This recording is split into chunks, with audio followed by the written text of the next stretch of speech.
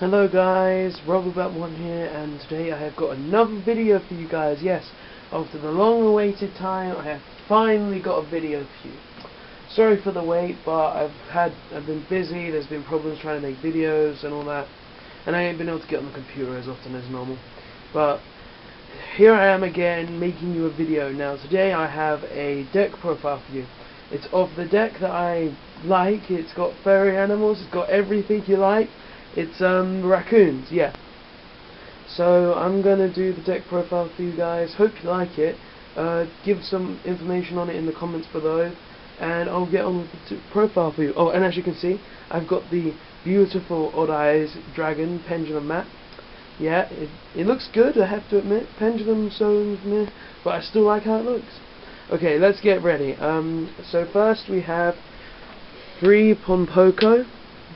Now these are one of the main cards in the deck. You use them basically to search out your Tan set. Without this card you wouldn't be able to really do much without Obedient School and all that. So that's why I run Pompoko and everything. I also run 3 Tan. Basically the same as Pompoko.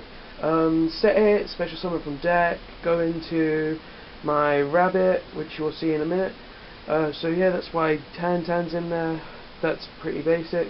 3 Junk Synchron. Now Junk Synchron's basically to go for your Synchros, level 5s, maybe higher if you can. Without Junk Synchron you can't really go into your Synchros, because of the only others you run are tuners of level 2 and 1, so Junk Synchron's a main in this deck no matter what. He really helps, and basically everything's level 2 or lower, so it's very obvious to use him. That's it for the 3s, now on to the 2s. Now I run 2 of the rabbit, Mythical Beast of the Forest. Sorry, I don't know how to pronounce its name.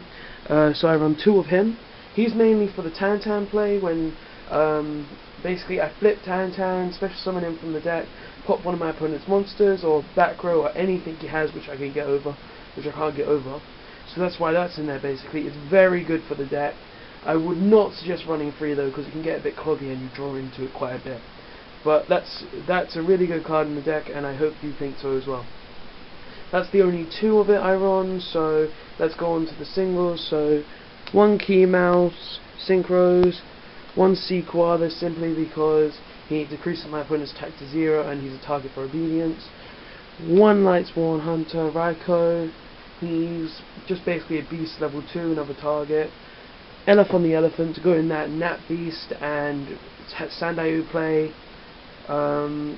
Wind Up Kitten for some compulse action and another target. And 1 Thunder King Ryo, because the deck doesn't really search much, so I find him very useful. So that's it for the monsters. Let's go on to the next. Spells. Now I run 3 Obedient School. Now without Obedient School you could not run this deck, simply because you cannot get the stuff out fast enough. Obedient School is what makes the deck work. Without it you cannot play it. So you always have to run 3 Obedient School. It's the main card in the deck, so never forget it. It's basically activate it, special summon 3 level 2 beasts from your deck, their effects are negated. You can only special summon beasts that turn. And it's not once per turn, which is very good as well. So if they TT you and you've got another one in hand, just go it again. Just do it. So that's why I use that. It's very good. 3 Upstart Goblin, to get to those obedience quicker. Very easy and good. 3 MST, I won't have to explain that because it's obvious. 2 Creature Swap. Creature Swap it in here simply because if I have a low level monster with small attack and my opponent has 1 monster in their field with big attack, I can steal their monster and hopefully do it for better plays. Also if they got a level monster I can go into a synchro with it. I use 2 Asia's Rock of Sunrise. Now this is basically a monster reborn for the deck. Without it you couldn't go for a 4th Sandayu. Well, you can't go 4th Sandayu no matter what, but still, if 2 of your Sandayus are dead and you have 1 mixed deck, and you have this and a way to get to your other Sandayu out. These are very good simply because you can go into the loop again. Also, it's very good to bring out monsters and decrease your opponent's attack. That's why I use it. And for the one, I use one Dark Hole just because of I can nuke the field very easily with this deck, and I find it very useful in the deck. So that's spells. Let's go on to traps. So I run 2 Divine Wrath for those stuff in hand that get cloggy, that I can't really use anymore, and I can discard and negate and destroy, which is very good in the deck, so I can get over them. I run 2 Fiendish Chain, basically the same reason, but to stop attacks as well and negate effects like Tour Guide. 2 Threatening Roar for when I don't have my plays yet, but are very good. And 1 Solemn, 1 Bottomless, and 1 TT, simply because they're mains for any deck nowadays. So that's the traps. Now I'll go on to the extra deck. So first off we have the XCs. So we have the 3 main cards of this deck. Number 64, Raining Raccoon Sandayu. Now Sandayu is the main card of the deck simply because it can create you your loop. Without your loop you cannot win. Simply because your loop keeps you alive, it is a great defense and no one can get over you. So the loop is very good in the deck. Also we run 1 Getchi just to boost our attack a little. Go for those tokens as well.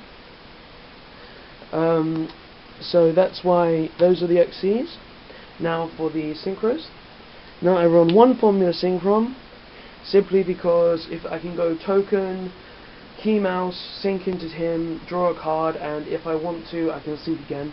So that's very good. I also the next is Mistbird Classula. Sorry, can't pronounce that properly. But this card is basically special summon to negate and turn something to 0. It's very good, especially if your opponent has a Bills on the field. You can just negate the effect, put their attack to 0, and attack into it. It's very good in the deck. 1 Armory Arm, simply because you can boost up your tokens and all that. Very useful in the deck. Those are the under level 5s. So yep, now let's go on to the 5s, which is the main part of the deck. We've got 1 Ally of Justice Catastrophe for those monsters that aren't dark, 1 Nat Beast for that Nat Beast player of the Sandayu, and also you can very well screw prophecies up with this deck, simply because you can go into Nat Beast and the Sandayu. So keep on negating their spells until they have no hand. 1 Junk Warrior, simply because you run a ton of low level monsters in this deck, and also if you have a token out with like big high attack, you can get this to so high attack and just go for a beat. Just go for that beat. It's very useful.